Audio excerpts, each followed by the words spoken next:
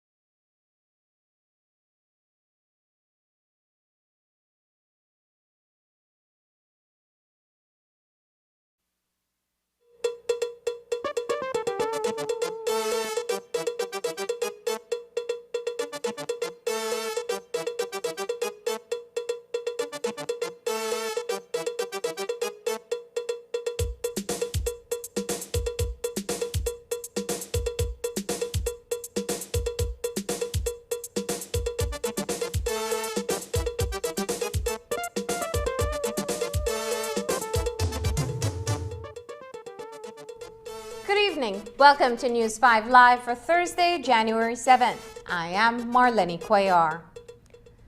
The inaugural sitting of the House of Representatives, led by Prime Minister John Briceño, is being held this Friday.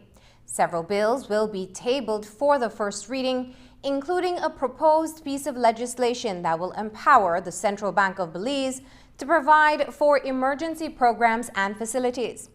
This is in the context of unusual and necessary economic circumstances, such as the COVID-19 pandemic.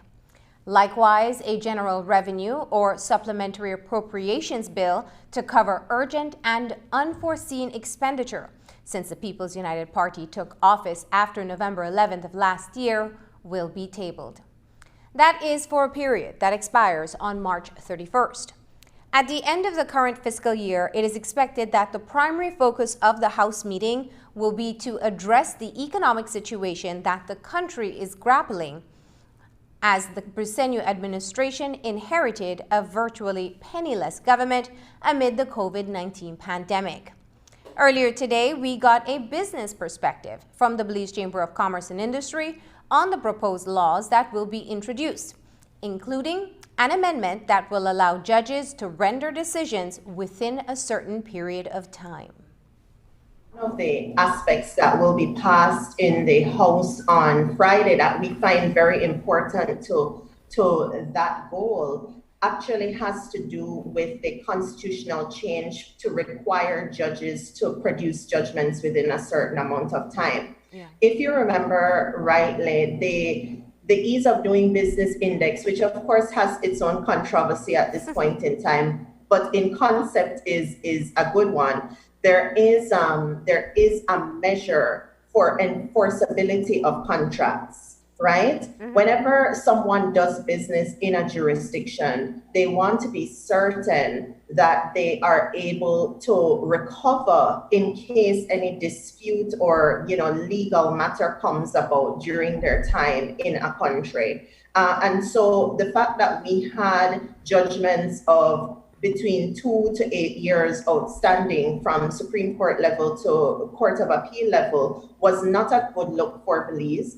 And so I think that directly as it relates to the Ease of Doing Business Index and rankings, that sort of move would have a direct impact on how Belize is seen on the world stage to investors who are concerned about or considering bringing millions of dollars into the country. And of course, want to take millions of dollars out, not only in profit, but if they don't profit, they want to be able to at least recover and be restored to their original position. Mm-hmm. As it relates to your mention of the supplementary appropriations bill and the emergency programs facility that's being requested, at this point in time, the chamber has had to take a position to say that you have to give a new person a chance to get themselves in place.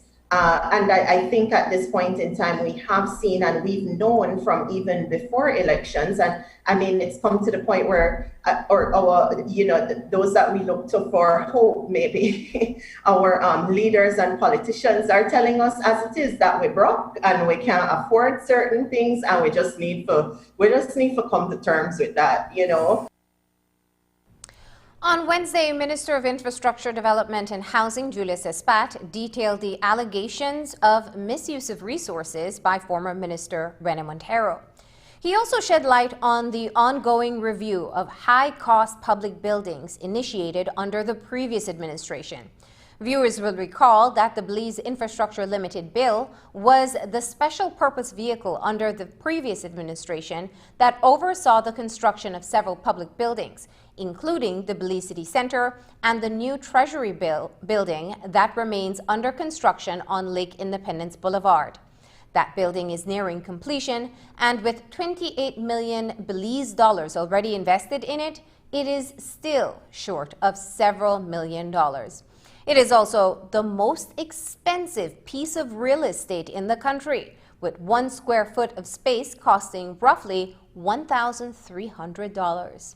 According to Minister Espat, it is difficult to calculate the building's actual cost at this juncture because contracts for its completion have been awarded in phases.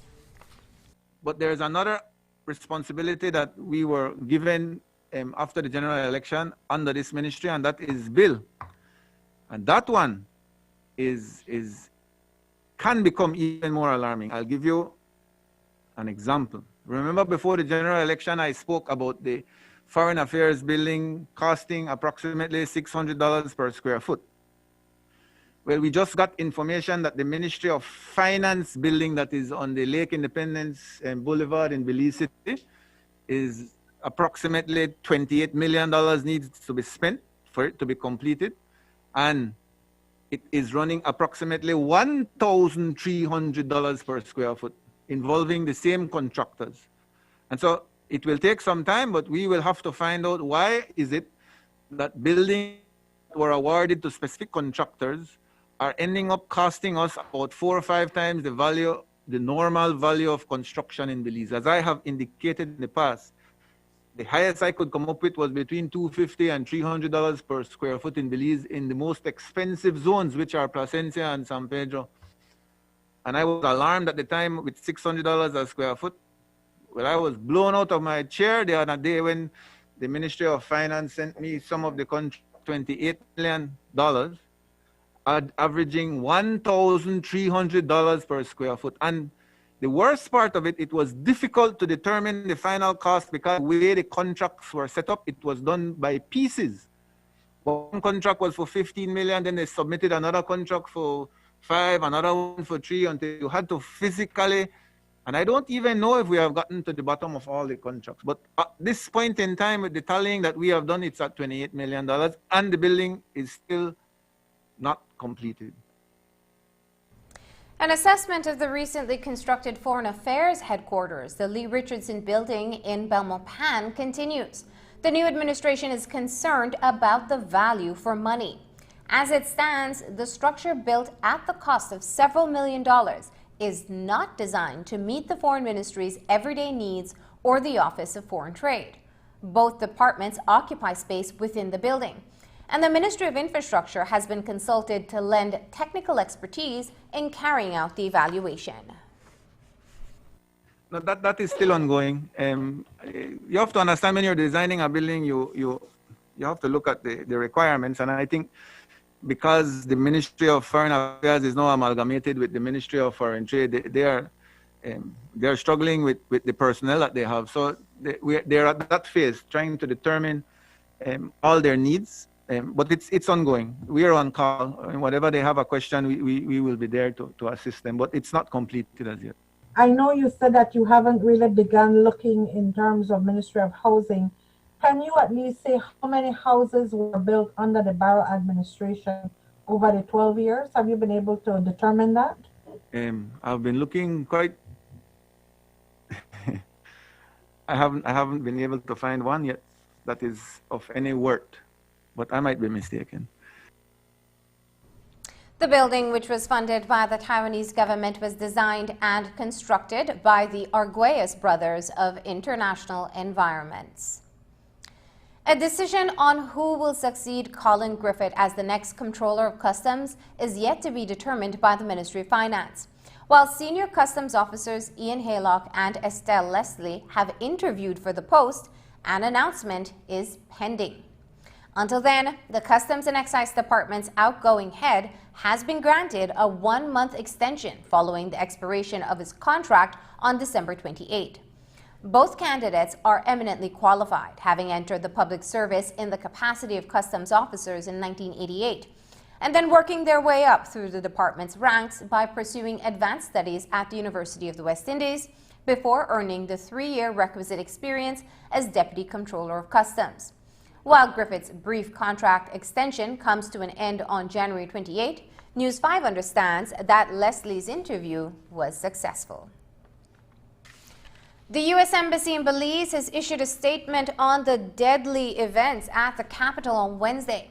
Chargé d'Affaires Keith Gilgis is in speaking about American democracy, said, quote, "It was tested again yesterday by the assault on the Capitol. The U.S. Congress carried out its duties as enshrined in the Constitution to certify the results of the U.S. presidential election, unquote. Gilgis continued to say that order will be restored and those responsible for the chaos in Washington will be held to account.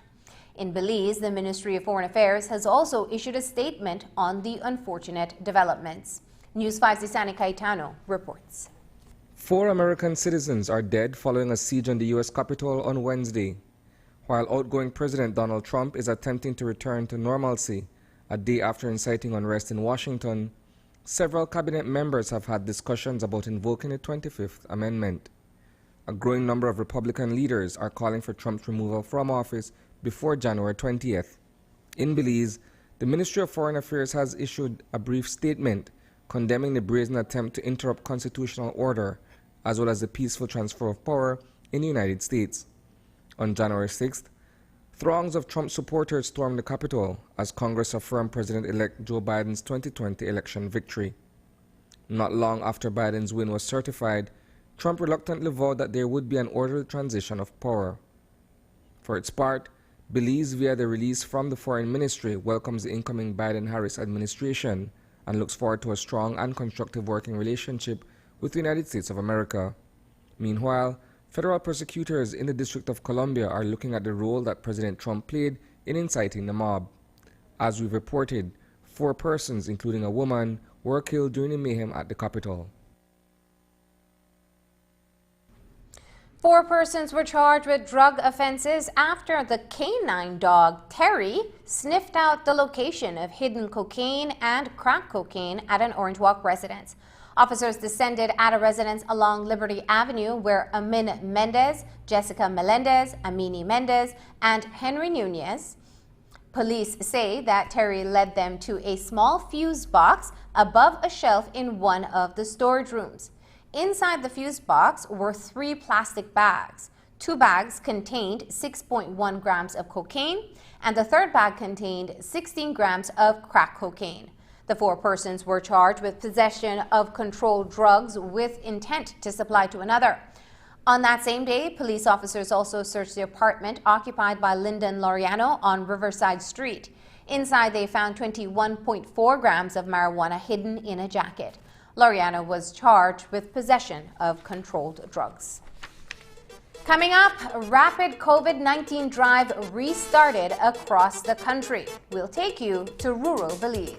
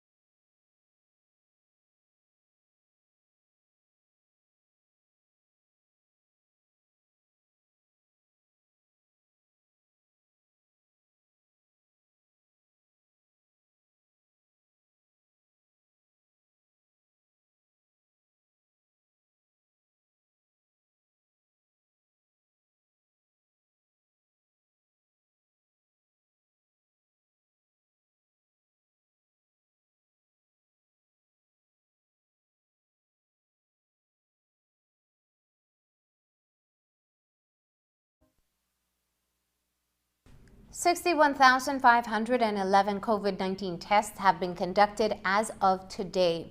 11,152 cases have been confirmed with 267 deaths. This includes the additional 7 deaths which were reported today. 541 cases remain active. The Ministry of Health and Wellness has ramped up testing to control the spread of the deadly disease.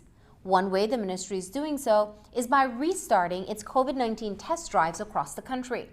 Today's rapid test drive was held in the Belize River Valley area, and News 5's Hippolyta Novello met it at Boral Boom Village. The Ministry of Health and Wellness has embarked on a series of countrywide rapid test drives. The purpose is to test as much persons as possible for the novel coronavirus, and the ministry's testing capabilities has recently been enhanced with a donation from the Pan American Health Organization, PAHO, and the World Health Organization. More than 90,000 antigen tests with antigen controls and rapid diagnostic test analyzers were donated. We did get much needed donations with regards to the rapid test. And in fact, we got over 80,000 rapid tests donated to us. 2 different sets, but much needed, and it's the same SD biosensors that we've been using. And we have a plan for the next few months to continue to roll out a lot more rapid test drives all over the country. So we're no longer waiting for people to come to the flu clinics or come to the hospitals, but we're actually going out into villages and into towns and even nearby in the urban settings and advertising these rapid test drives. The rapid test drives continue today in the Belize River Valley area, and we caught up with a mobile clinic at the Dorothy Bradley Health Center in Boral Boom Village. There we met 64-year-old Edmund Humphreys. He says even though he is strong as an ox, he still felt it was necessary to get tested. And I still feel strong. With all my age, I still feel strong. And I love it because it's my place. It's Boral Boom. I'm born, grow here. And I love everything. How do you find the testing? How was the experience? It kind of burning on my nose, that's all. But everything is good. Okay, your test results are negative? Negative. Negative. Oh, all right. You have any underlying conditions? I don't got no pain. Okay. I don't got no You pain. suffer diabetics? Nothing yet. Okay. Nothing yet. Okay. I have no kind of pain. Nothing. All right. So yeah, stay safe. I think so. Humphreys was one of a handful of Boral Boom villagers who got tested today. They needed to meet 2 basic requirements in order to be tested: show symptoms within the past 7 days, such as fever, sore throat, loss of taste and smell, and have a close contact to a confirmed case. And if you do have symptoms, if you believe that you're a close contact to somebody who's positive, please go out and get tested. It's very important to know the status. And once you know if you are positive, isolate immediately, start your symptomatic treatment as soon as possible, and protect your vulnerables at home. The process is quite simple and fast. I took a rapid test while in Boral Boom. The first step is to provide information to the health officials, including your name and number. Then the officer hands you an already prepared nasopharyngeal swab. These particular type of swabs are more sensitive, and the ministry has thousands of it. Thanks to PAHO, the central lab has 30,000 nasopharyngeal swabs which were donated to support the testing for SARS-CoV-2 in Belize. Before handing me the swab, he dips it in absorbing material used for collecting nasal secretions from the nose and the throat. From there I sit, and a nurse wearing full PPEs collects the sample. Bring back your desk a little. Insert it now. I'll rotate it just a little.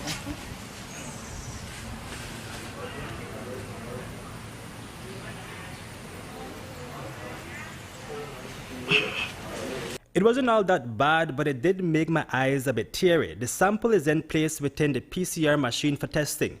I wait for less than 15 minutes for my results. Good news, I tested negative for COVID-19. Your rapid test came back negative, Mr. Novello. Okay? Yes, that's good news. But then you still need to follow the Ministry of Health recommendation in terms of wearing a mask, social distancing, and washing your hands. All right? The nasopharyngeal swabs are a crucial component for detecting and diagnosing COVID-19. With this donation, The ability to continue molecular testing capabilities at Central Medical Lab will be enhanced. Acting Director of Health Services, Dr. Melissa Diaz, is hopeful that the public heed the ministry's call and get tested. We know that the recommendations from WHO, PAHO, and worldwide is to test and do as many tests as you can. And the more persons that we test, the more we will be able to contain this spread. Because if you are feeling well, you're asymptomatic or have mild symptoms, you may very well go out there and expose 5 persons each time you go out, you go shopping, etc. If you do feel that you have even mild symptoms or you've been exposed and you go and get tested and you're positive, you do know then that you will immediately isolate. So we don't have that process of waiting for a PCR test, waiting days at home, the uncertainty of not knowing whether you're positive or not. And then you might go out earlier because you feel much better. Whereas with the rapid test, we're aiming for it to be a one-stop shop. The mobile clinic will be in the villages of Raybon Ridge, Grace Bank, Maypen, Biscayne, Sandhill, and Maskell on Friday. It will then be held in Belize City at the Central Health Region on Saturday. Reporting for News 5, Hipólito Novello.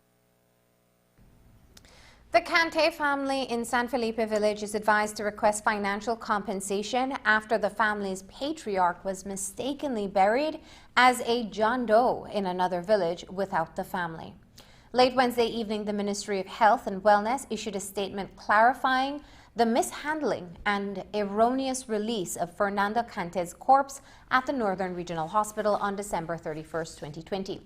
The ministry explains that on December 24th, the body of an unidentified elderly man labeled as John Doe was brought to the Northern Regional Hospital by the police department. The attending doctor pronounced the person dead, and the usual protocol of swabbing for COVID-19 was conducted. Results of the COVID-19 test were negative, and the body to date awaits a postmortem. The body of Cante was brought later, but when police officers arrived at the morgue to retrieve John Doe for burial, Cante's body was handed over. The regrettable situation led to an investigation, which resulted in procedural errors being identified. The immediate revision and resensitization of the morgue policies to all staff is one of the recommendations forwarded to the ministry. Clear communication channels were also reviewed and agreed on with the police personnel present. According to the ministry, they offered the family assistance to exhume and bury the body at the initially prepared location in San Felipe Village. Did 39-year-old Gregory Bowen kill himself inside a holding cell at the Queen Street Police Station on Monday morning? That's what police say happened, but his family doesn't believe that's what happened. As we told you on Wednesday night, Catherine Bowen says her brother suffered from depression and that the police were aware of his condition. In that interview, Bowen also shared that she was skeptical of the police's account of what transpired because her brother has had a troubling encounter with the police that landed him in jail back in October 2012. Our records show that Gregory Bowen was indeed arrested by police and charged with the attempted murder of a cop when he allegedly pushed an officer out of a moving vehicle. Well, Catherine Bowen says she is pushing forward to take her brother's death before the courts to hold someone responsible. Here's what she shared with us on Wednesday. Gregory, when he first became depressed, the police beat him up. I'm telling you, he was severely beaten. After that, he became very afraid of the police. How long ago was this? I don't even very long. I don't even remember when. But he was very afraid of the police. Whenever he would see the police coming around, he ran from them. And most of them knew him because they used to, because he started running, they used to chase him until they became aware that he was a mental patient. So after that, most of them just left him there. An incident occurred where the police beat Gregory again because he was at the wrong place at the wrong time where a robbery was occurring. They picked him up. beat him up, and then they charge him with wanting to kill a police officer, attempted murder, because when they put him in the back of the pan, Gregory, a police officer, fell from the pan because they were speeding. When they got to the station, they looked at some camera that was there during the robbery. They found out he was not a part of the robbery, but they did not let him go. They beat him up again. And because in the process of that incident, sewage was broken at the police station, they charged him with with damage to government property. Because of all the charges that he was facing, they sent him to prison. He went to prison for like almost 2 years for something that he did not do. We did not fight it then. No, they are laying the claim, laying the blame, and saying that he killed himself. People may say, well, every time things happen, people want to lay the blame at the government's feet. Well, today, I am telling all of Belize that this family is laying the blame at the feet of the government. I am laying the blame at the feet of Mr. Chester Williams, the Commissioner of Police. I am laying the blame at the Queen Street Police Station, the department. The final statistics for 2020 showed that last year murders were down overall in Belize. The Belize Crime Observatory compiled and analyzed the 2020 crime statistics. The agency says that Belize's murder rate is below what is considered Civil War levels for the first time in 7 years. Overall, major crimes have decreased, with murders down by almost 25%. But despite an overall reduction in murders, in 2020, Belize City proved problematic for law enforcement.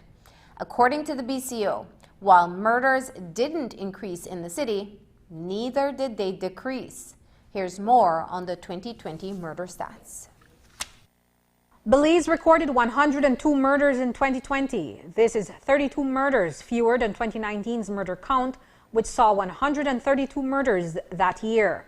This number represents a 23.88% decline in the national murder count.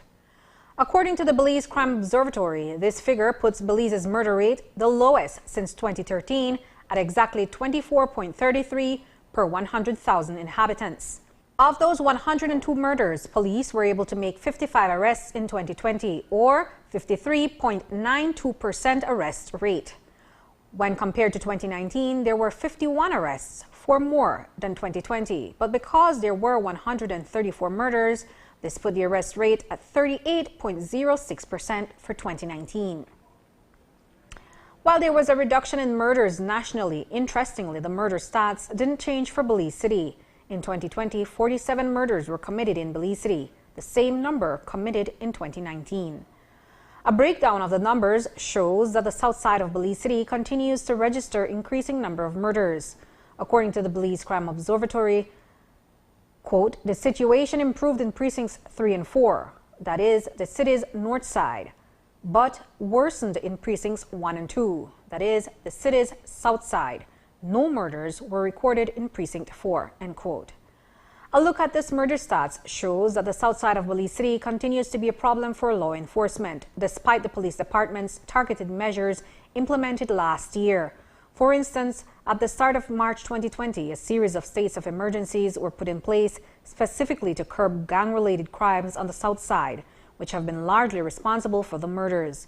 Following a spate of violence in March, the Belize Police Department carried out multiple operations to target gang operatives. We planned an operation that will carry us through the period that is necessary. And so this morning at 3 a.m., we launched an operation that is targeted. It is not random.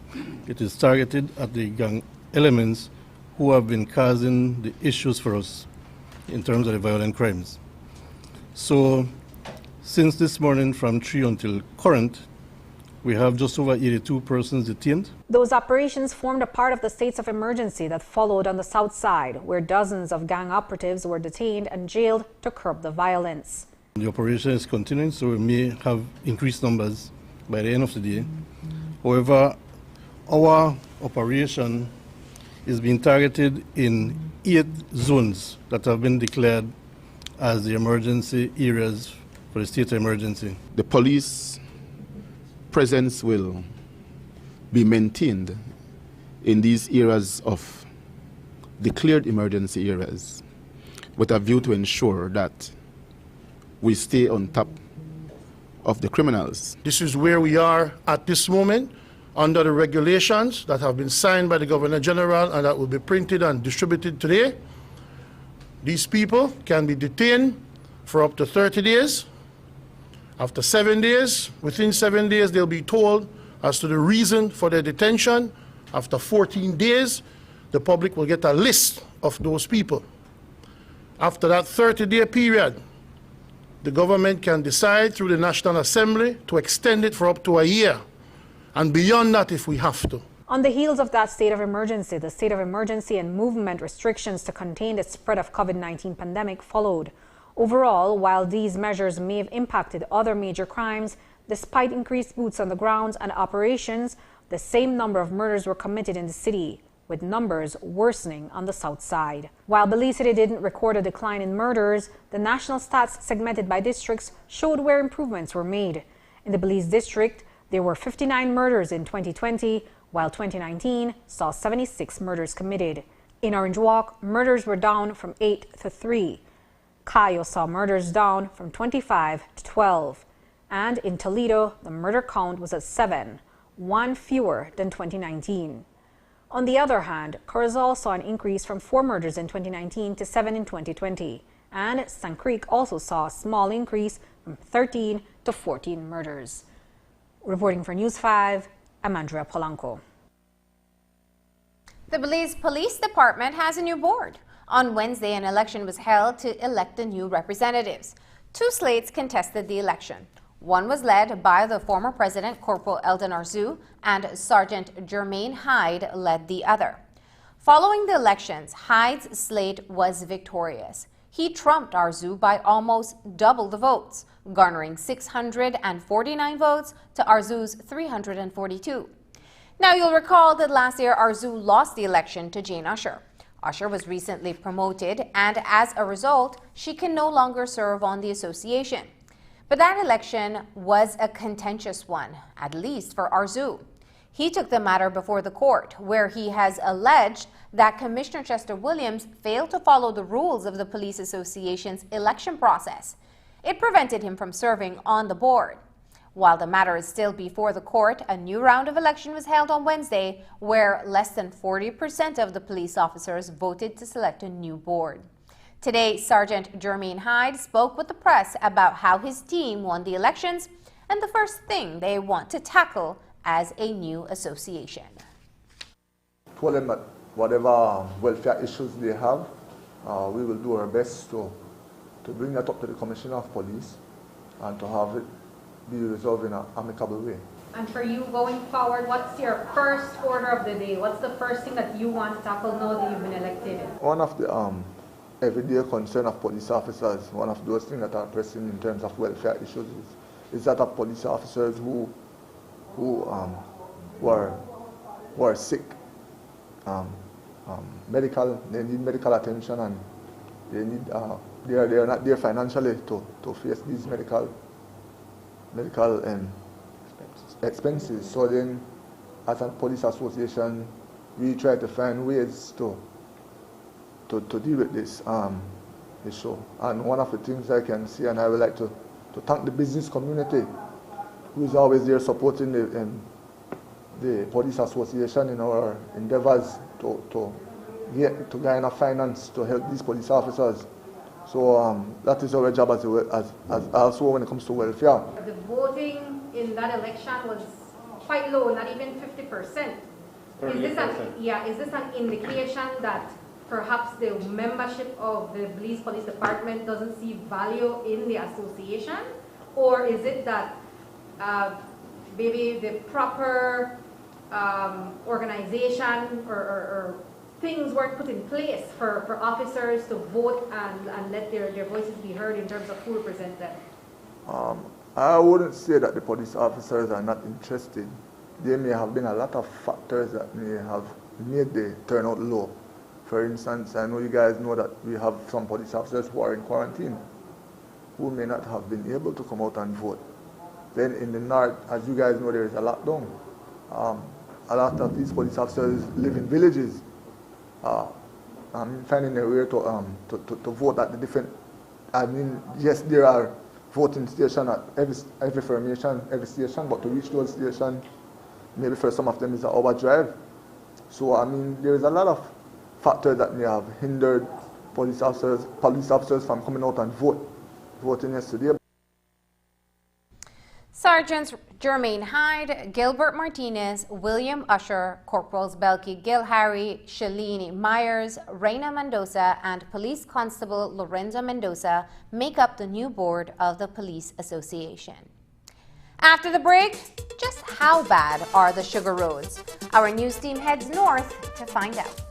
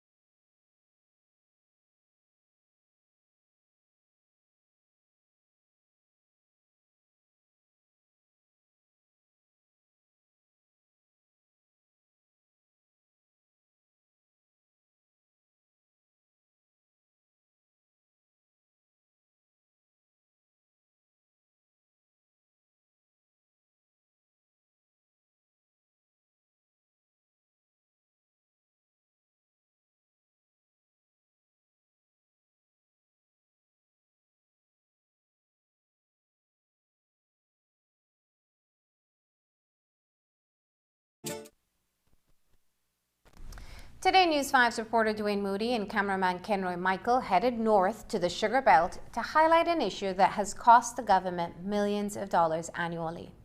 While it is expected that the sugar roads are in poor condition at this time due to the yearly rains, this year it is compounded by the effects of Hurricanes Eta and Iota. Here's that report. The sugar crop season is once again experiencing delays, and cane delivery to the mills at Tower Hill will come to a temporary halt effective today at 7 p.m. until another start date is determined. There are multiple factors to consider, but one that has been a recurrent issue is sugar roads. Between $4 to $9 million are spent annually on sugar roads, which are almost always in a deplorable state due to the rains at the start of a crop season. So it came as no surprise for the 2021 season.